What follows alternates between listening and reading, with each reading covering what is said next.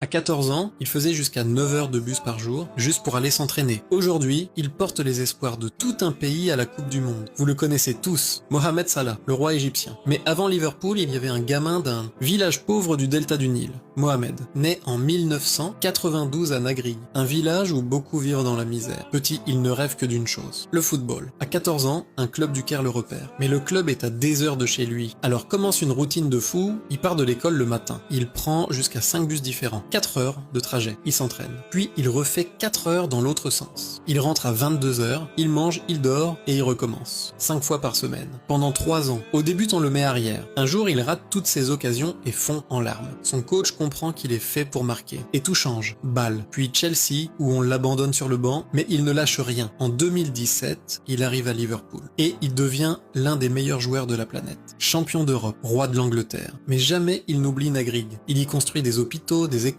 On lui offre une villa, il refuse et demande que l'argent aille à son village. L'enfant des bus est devenu la fierté de 90 millions d'Égyptiens. Vous saviez ça ?